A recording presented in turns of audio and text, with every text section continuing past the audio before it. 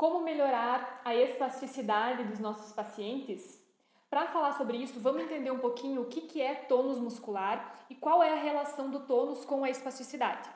Todos nós temos o tônus muscular permanente, que é aquele que mantém a nossa postura, é aquele que mantém os nossos músculos prontos para uma ação, prontos para agir. Então, mesmo antes da gente iniciar uma atividade motora, os nossos músculos já estão em uma determinada contração, eles sempre mantêm um certo grau de atividade, eles estão sempre ativos e isso é o tônus muscular permanente. A nossa medula está sempre mandando estímulos até o nosso córtex, para o nosso neurônio motor superior, e parte desses estímulos são enviados lá para o órgão efetor, que é o músculo, e essa parte de estímulos, então, é o que forma o tônus muscular. Quando nós temos uma lesão cerebral que afeta o neurônio motor superior, como o AVC, por exemplo, ou paralisia cerebral, nós temos uma perda da inibição de parte desses estímulos que vêm da medula. O neurônio motor superior é responsável por essa inibição e quando ele está saudável, parte dos estímulos ele manda e parte dos estímulos ele inibe. Quando existe uma lesão, ele perde essa capacidade de inibir os estímulos. Então, tudo que chega para ele é enviado para o órgão efetor. Todo o estímulo chega e já é direcionado para o músculo. E aí nós temos um aumento dos estímulos e aí nós temos um aumento do tônus muscular. E é isso que nós chamamos então de espasticidade. Esse é o fator neural da espasticidade, aquele que vem diretamente da lesão. E nós percebemos esse fator neural quando a gente faz o teste da mobilização passiva dependente da velocidade, que é aquele que a gente realiza na escala de Ashworth, por exemplo, quando a gente faz o teste com movimento rápido e a gente percebe neste teste um aumento da resistência à movimentação passiva, a gente percebe o clonus muscular, que é uma contração muito rápida da musculatura, e a gente percebe também a hiperreflexia. Esses são sinais positivos que mostram que o nosso sistema está em hiperatividade. Então, esse é o fator neural da espasticidade. Existem também os fatores não neurais que contribuem para o aumento do tônus muscular. Eles não estão relacionados com o aumento da espasticidade, porque, como a gente falou, ela é de consequência neural. Os fatores não neurais, eles não são capazes de aumentar a espasticidade, mas eles são capazes de aumentar o tônus muscular daquele indivíduo, daquele paciente. Então, nós já temos uma espasticidade e nós podemos ter fatores que estão aumentando ainda mais o tônus muscular. E isso sim não vai ser interessante para o nosso paciente, para a funcionalidade do paciente. Então, quais são os fatores não neurais que afetam o tônus? Nós temos, por exemplo, medo e insegurança do paciente para realizar as suas atividades, ele tem medo de usar o seu corpo. Nós temos o desequilíbrio, que também gera insegurança para realizar movimentos.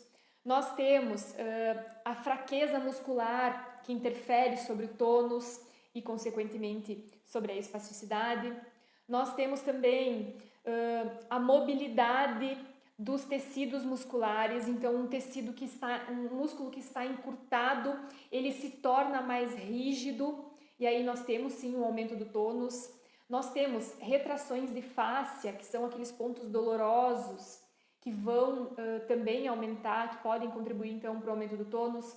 Nós temos deficiências de sensibilidade, nós temos alteração do esquema corporal, nós temos alteração da percepção corporal, nós temos também uma deficiência do controle postural. Tudo isso pode afetar o tônus muscular. Um paciente que não consegue sentir exatamente onde que está o seu membro, não consegue sentir quanto de força ele consegue colocar sobre a perna, por exemplo, ele vai ter uma insegurança, ele vai ter medo, ele vai ter desequilíbrio e tudo isso vai contribuir então para o aumento do tônus muscular. Esses são os fatores que a gente chama de não neurais que contribuem então para o aumento do tônus.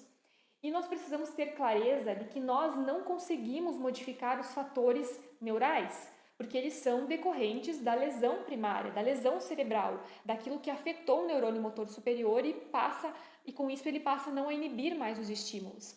Mas nós podemos modificar, nós podemos atuar em cima dos fatores não neurais, que são todos esses que a gente já falou. E aí, atuando em cima desses fatores, nós podemos melhorar sim o tônus muscular, trazer esse tônus para um estado mais funcional. Então, é dessa forma que a gente pode contribuir para melhorar a espasticidade dos nossos pacientes, trazendo o tônus para um estado de contração mais normal, otimizando a função muscular, dando controle muscular, não treinando apenas a força isolada da musculatura, mas a gente trabalha a força dentro de um contexto muscular, incluindo coordenação, incluindo controle do movimento, incluindo controle da contração muscular.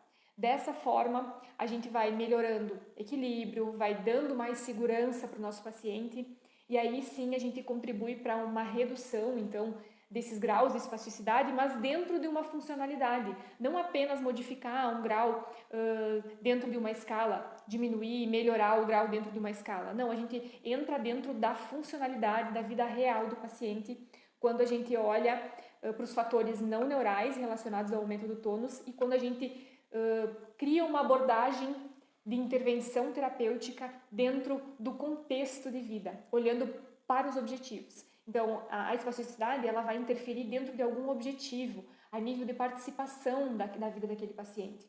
E a gente contribui melhorando a espasticidade quando a gente olha para esses objetivos e aí sim a gente consegue reduzir a espasticidade e dar mais qualidade de movimento e, por consequência, mais funcionalidade para a vida dos pacientes.